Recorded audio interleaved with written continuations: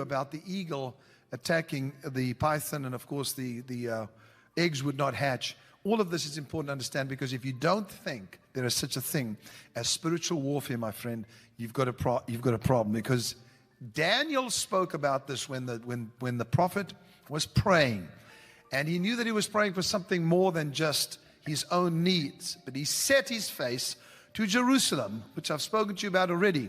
When you pray, when you walk with God, whatever, you set your face not to your problem. He didn't set his face to Babylon. He set his face to Jerusalem. Now, he was in Babylon in captivity. Even though he was reigning in captivity. You may not understand this, but you can actually reign while in captivity. You can rule while you are in captivity. You can prosper while you are in captivity. What are you talking about, Kim? Well, I don't know if you followed what I was saying the past few weeks, but Joseph, he prospered even though he was in Potiphar's home as a slave. He became the ruler of his household. That was a massive thing. And then he went to prison, and in prison, Joseph prospered.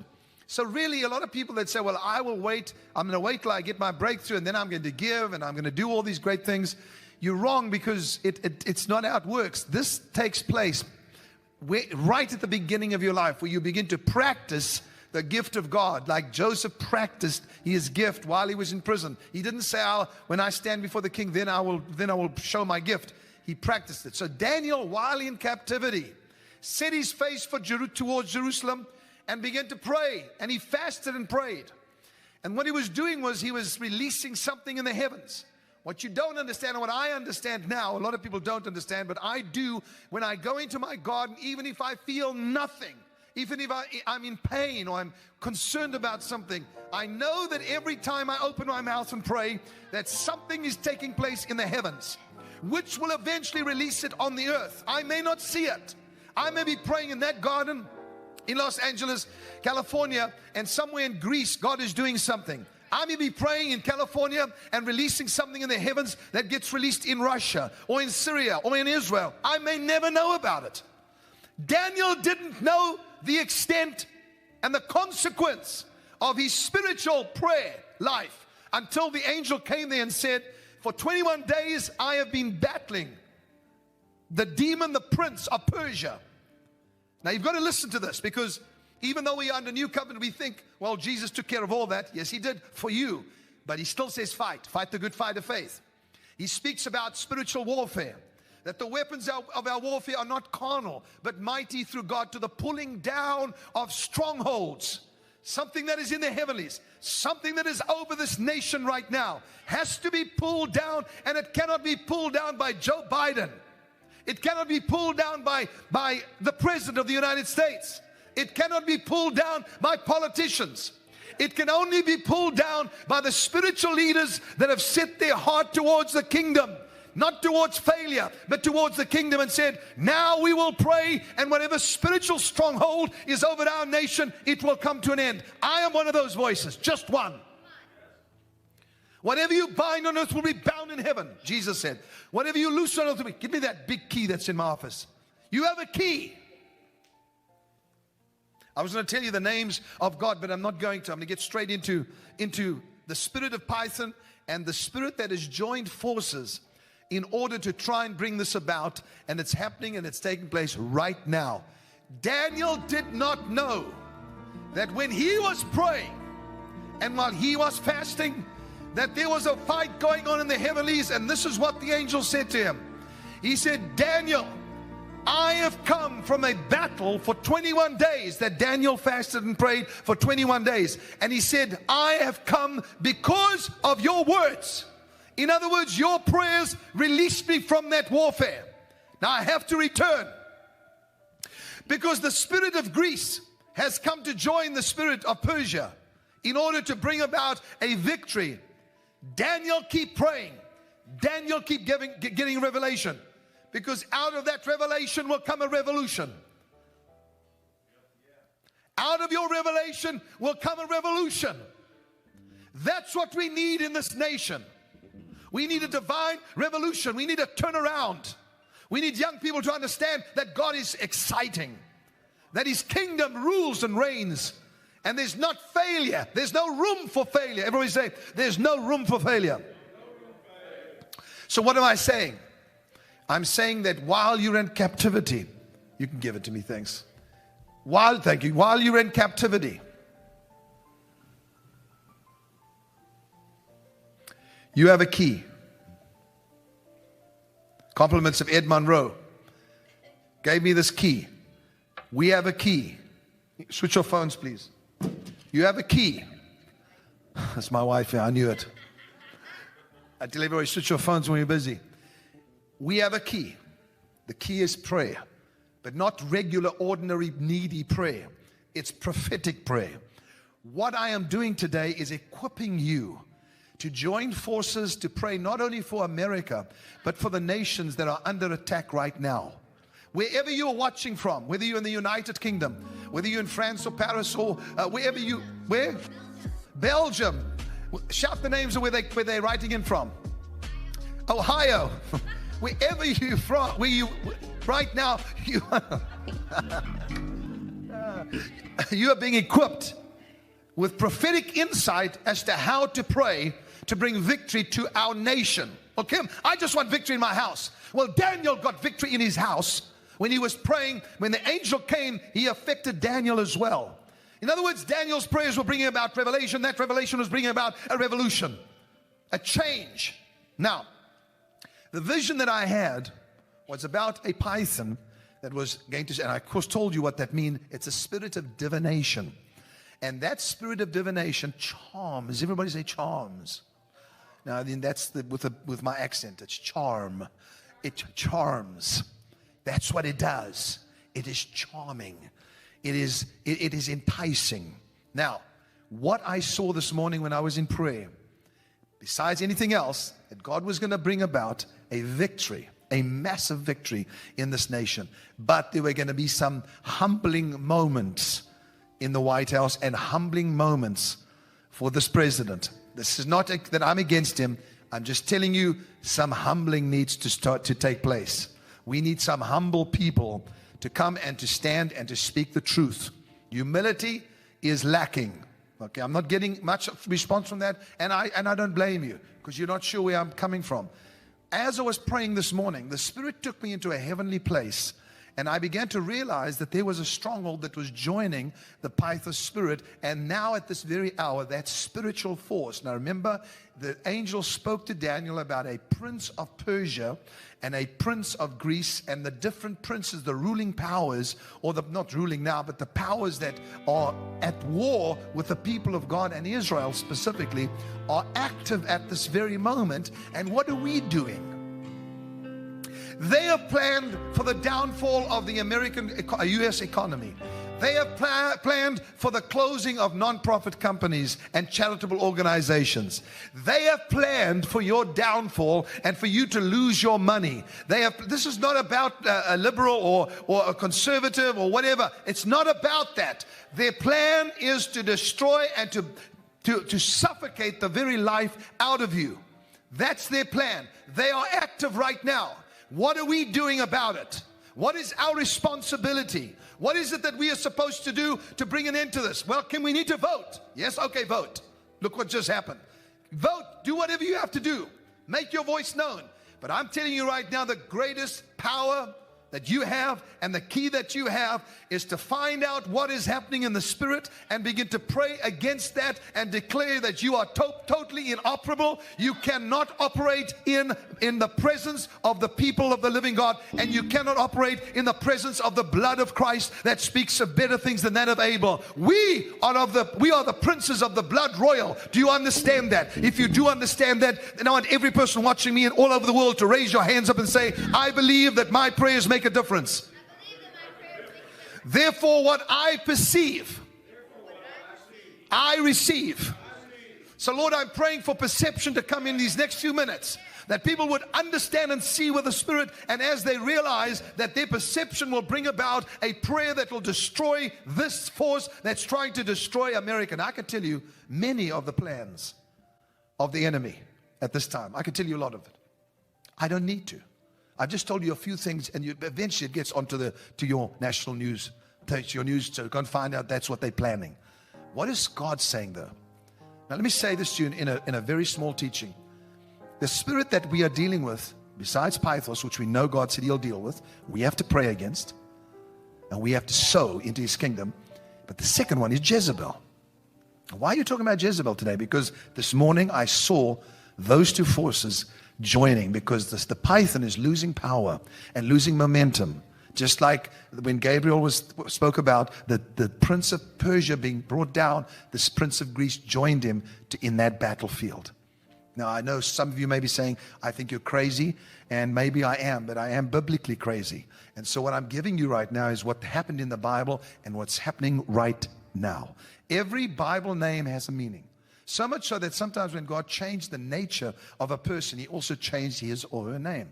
Now, Sunil will tell you and show you in Code Breakers, not today, that how it was. I heard the plans of demonic powers when I was in Detroit, Michigan, and prophesied when they said, we will change the name of America and we will change the name of Israel. Now, some of you are perhaps sitting there saying, this is absolutely stupid.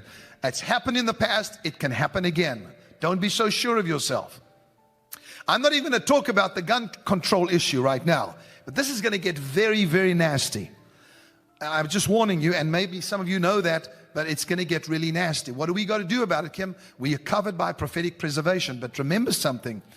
When God changes a person's name, it was for the future. In other words, when He changed the name of Abram to Abraham, because God believed God's promise of a son. And so He changed his name to Abraham, putting God in there. So He changed his wife's name from Sarai to Sarah. Okay, you got me. Years later, after the angel of the Lord had wrestled with him all night long, Jacob's name was changed to Israel.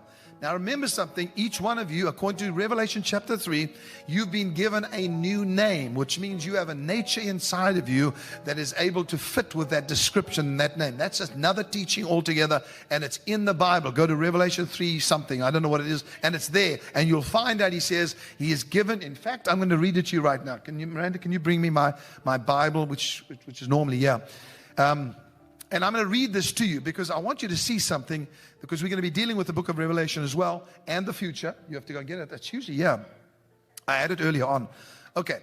So Jacob wrestled with God, and God said these words to him. Now, sometimes we've got to realize that what we're wrestling is for our future. What we're wrestling for is for what is already inside of us, our destiny. Remember something, the enemy does not want you to get what God planned for you to have. You all know that. But what are we wrestling?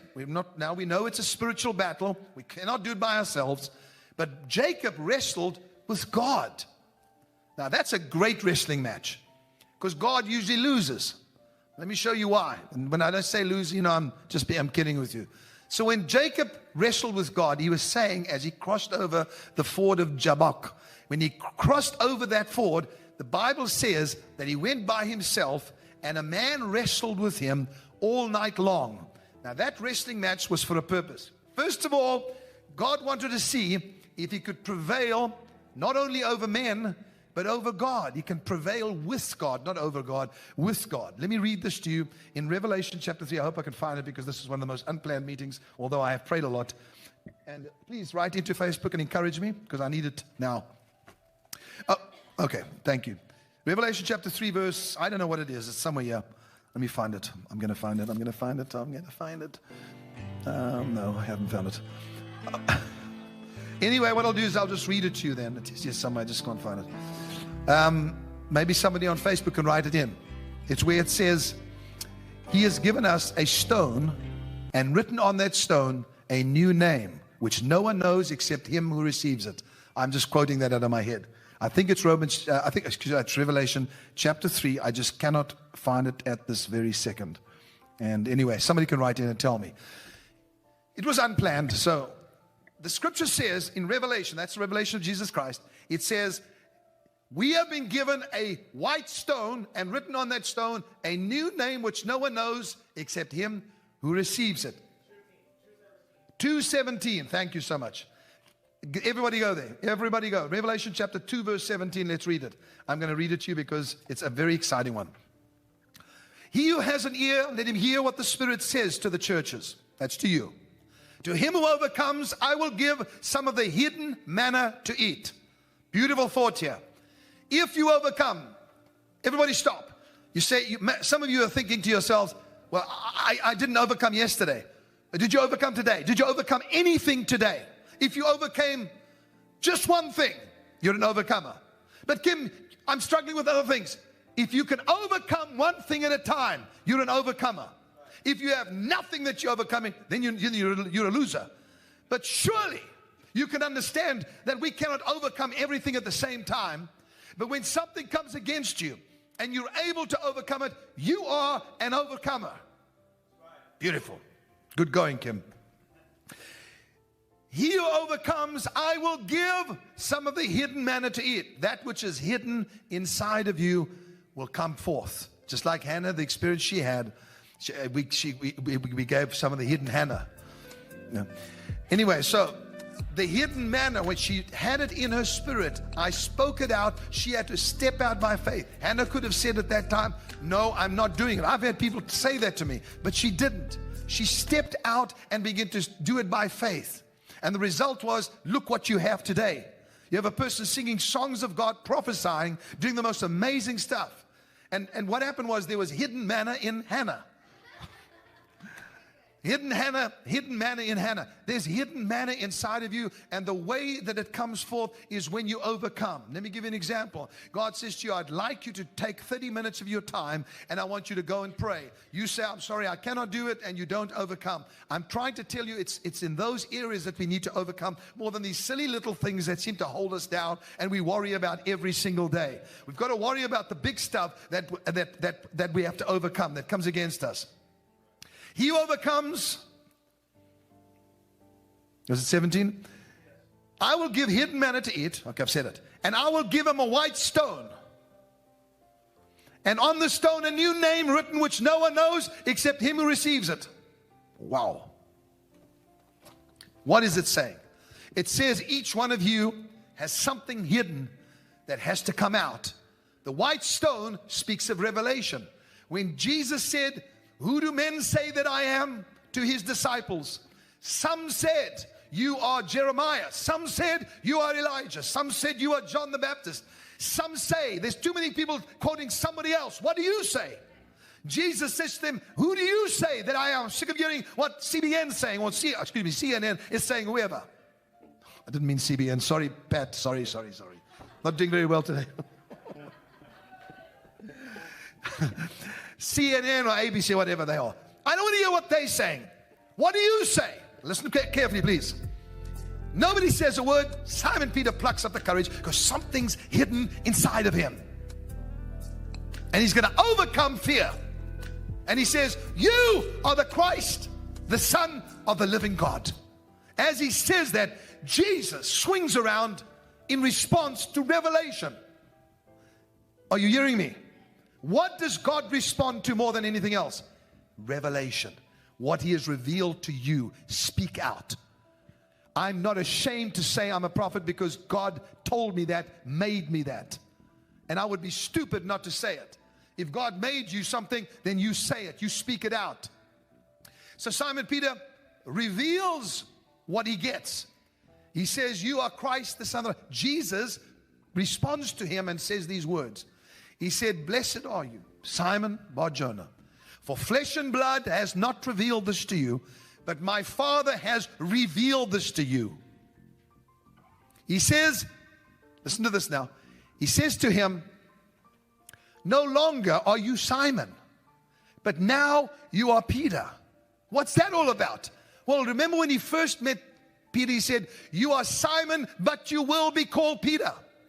Hidden inside of you is a reigning rock. And it was only when he spoke out the revelation and that was released that he became Peter. It's only when you speak it out, you overcome.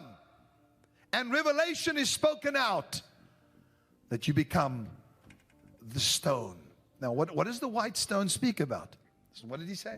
What did he say to him? He said, where's my key? Forgive the den today, please. What did he say to him? based on your revelation, I give you the keys of the kingdom.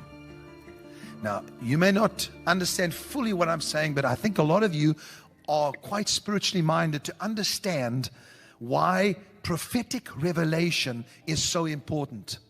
Because when God says something and you speak it out, there is a response that comes from God and says, now you've stepped into your higher nature. Now you have stepped into your higher calling. You have another revelation 2 years from now, you step into a higher. It always goes higher and higher to a higher degree of understanding, insight, to a greater realm of existence. Okay, so Simon Peter gets the keys. What does he tell him he can do? Bind on earth, bind in heaven. Loose on earth, loose in heaven. By the way, you understand what the word Peter means. It means a stone. The Revelation chapter 2 verse 17 simply says, when you get a revelation, it is like a white stone, and on that stone written a new name, which only you know about. And then you change into that which is hidden inside of you. That was well put. At least that little piece was well put. Okay. In the New Testament, Saul of Tarsus, whose name meant demanded. He changed his name to Paul. You know what Paul means? Little, lesser. He was no longer demanding. He changed his name to humble or less or little.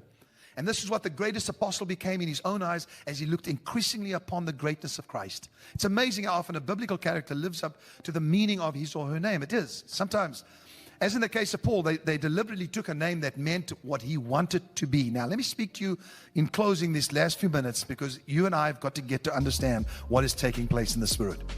Let's talk about the name Baal. Baal is how you actually say it. The prophets of Baal. The word, now we're going to talk about it because we're going to get to Jezebel and find out what is creeping into our White House, our Capitol, our politicians. No, not because they're Democrats, not at all. But please take this warning, and today we are going to take some action in the presence of the Spirit. Now you stay with me. Am I getting any yahoos from Okay. Thank you.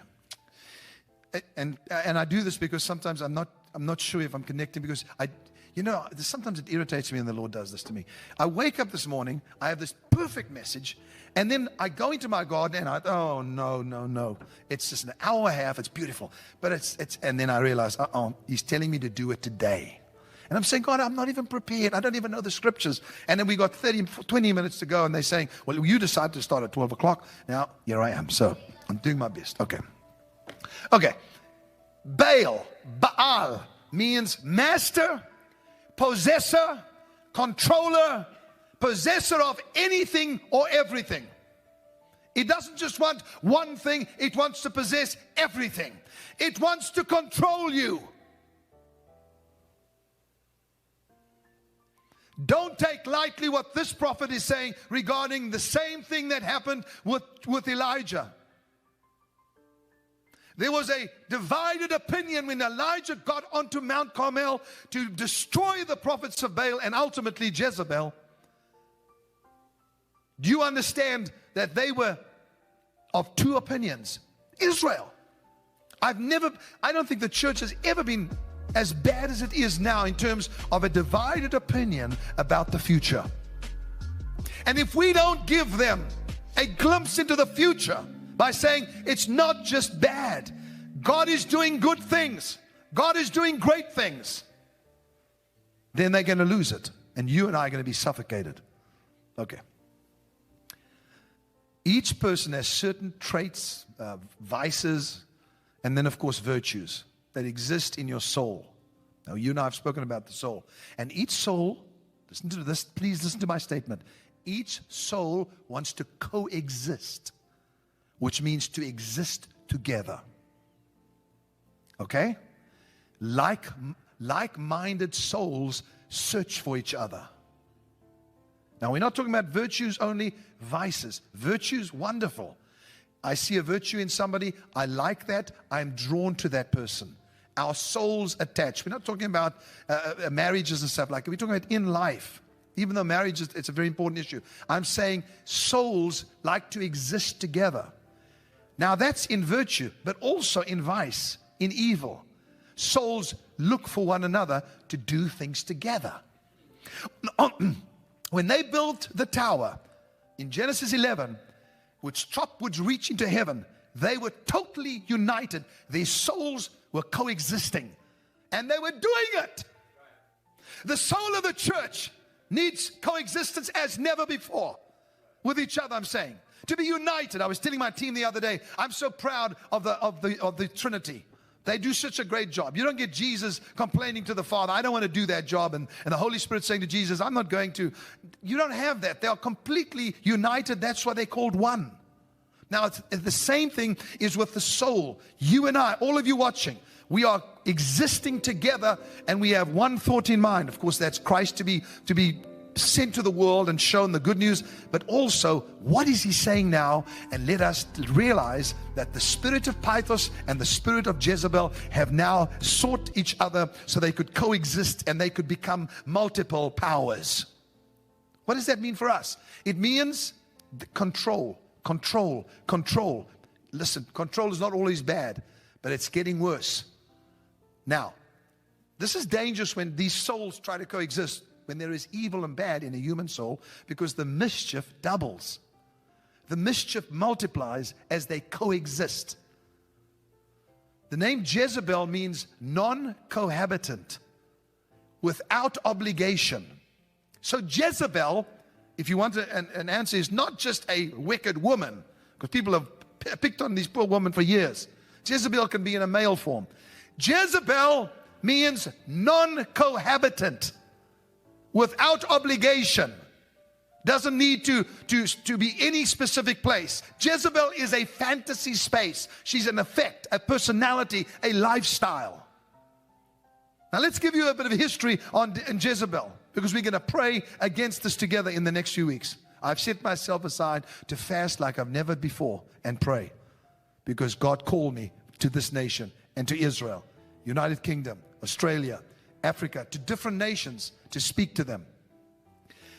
Now, who was Jezebel in history? The daughter of Ethbaal, who was the priest king of Tyre and Sidon.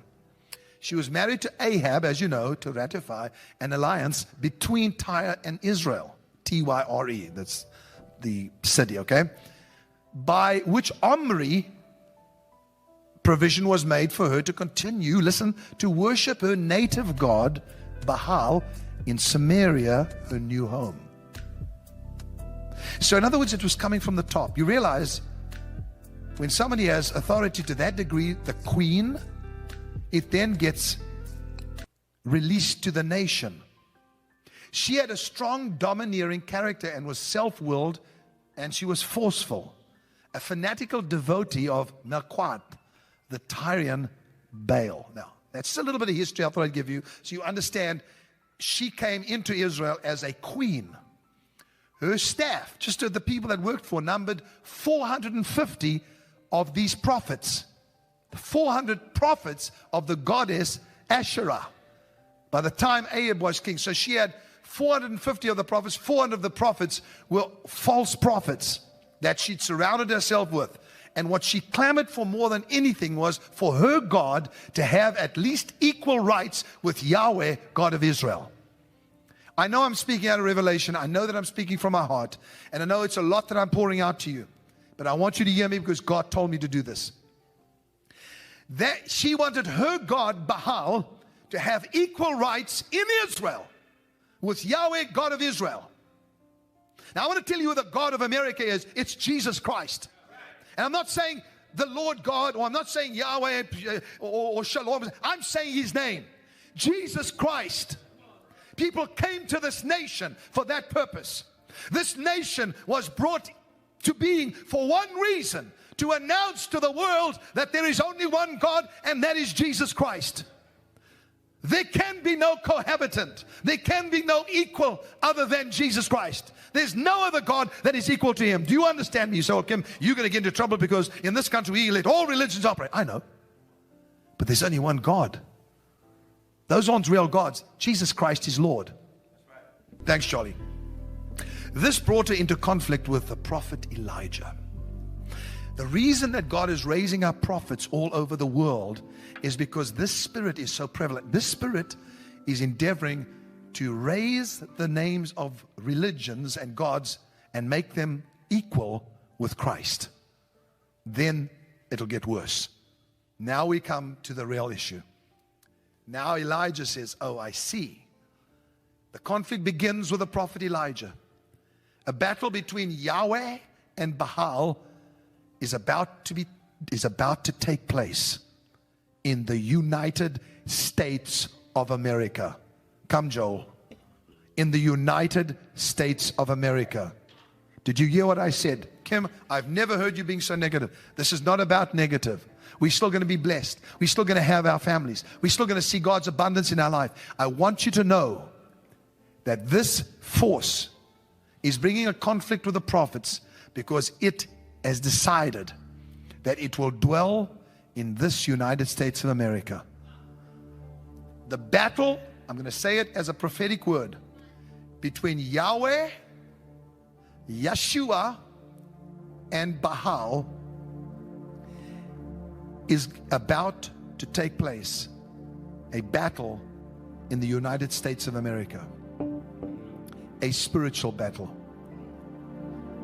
is about to take place. Kim, you saying that we're in trouble? No, I'm saying to you, get up. Get out of slothfulness. Rise up and pray and fast with me is my request. You don't have to give up all your food. All you got to do is give up something and say, we're going to do for the first 100 days in the United States of America and all over the world. I want all of you to join me. I'm going to go on a partial fast to see this victory brought about and the prosperity of his people to take place. A battle between Yeshua and Baal is being fought in the United States of America and is beginning right now. Now, what happened? What happened on that mountain of Carmel? A massacre. I'm not being dramatic. A massacre took place of the prophets of Baal. The problem was, instead of diminishing Jezebel's zeal, it augmented it. She had a conception, and I want every person to please try and listen to me now, of an absolute monarchy. Her conception, her dream was of an absolute monarchy, to rule as long as she lived. That spirit is on our nation and will spread if we, the prophets, don't do something about it. I'm not exaggerating. This is a heavy den, but I need to use this to address it. Are you speaking about the president? Are you speaking about the vice? I'm not speaking about it. I'm talking about a spirit. You work it out yourself. But this force has come to join hands. And I'll tell you the one thing that Elijah did that I love. He mocked their gods. He said, do what you have to do to bring fire from heaven, because here is a sacrifice in front of you, in your presence. I'm going to offer the greatest offering that Israel has ever given on this Mount of Carmel. I'm going to do it in the presence of Baal. And they began to dance around and scream, and hour after hour they cut themselves, they bled, they urinated, they did all kinds of stuff. That's what the Baals did. They were so full of filth. As they did it, Elijah stood up and said, where is your God? Has he gone to the toilet? Has he gone to refresh himself? And began to mock the God of Baal, the Baals. Now listen to me, please. This is great stuff. Go to a major key so we can, and go to the key of D major if you can. Listen to this, people. I'm finished with Jezebel now. I just wanted to tell you that. But I do want to tell you this. What is going to bring about victory in the United States of America, Canada, United Kingdom, France, countries all over the world that God has pinpointed me to pray for. Even the oppressed nations, Russia. God has told me there's certain things He wants to do, and He is plucking out people from all of these nations, and they're going to have this unbelievable soul connection like we have right now, and going to break the power of this force as Elijah did on Mount Carmel. Anh ta cố gắng cho em được mọi thứ, cố gắng ướt át những lời nhớ. Em không quên anh thì sao đôi mắt em sầu. Vì giờ anh đã quên rồi, em đã quên rồi. Dòng tin nhắn anh quên rồi, em đã quên rồi. Mình chẳng còn gì nữa rồi, còn gì nữa đâu. Quên rồi, em quên rồi. Giờ chỉ còn là những vấn vương. Đưa em mang cho anh bao ước tiền ở gần đường.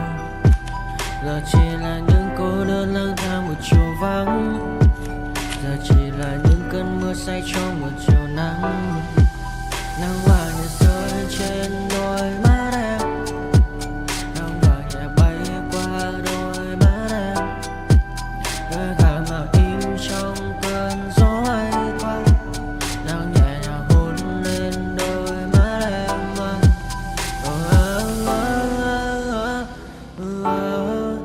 Em đã dần quên rồi, quên rồi. Em đã dần quên rồi. Ngày mình từng có đôi, từng quên rồi. Ta đã cùng đi qua bao cảm xúc, đi qua những cung bậc tình yêu. Ta chẳng thể dừng lấy nhau một phút, thế nhưng mà trên đời cướp một thu. Giờ đã có những thứ anh ấy ôm trong đời mình, em chẳng còn giữ để lại sự duyên tình. Bây giờ chúng ta chỉ đơn làng, giờ em đi theo ai của mình bang. Giờ Ta hứa một đời sẽ mãi ở bên. Dấu trong đôi mắt em bây giờ là những giọt buồn rối ren. Và đã có những cố gắng anh tem vào sâu nơi trái tim, để lòng này em ở đây cất bước ra đi. Một chiều hoàng hôn em mang bình minh lại cho anh những quên ô. Mưa rơi xuống làm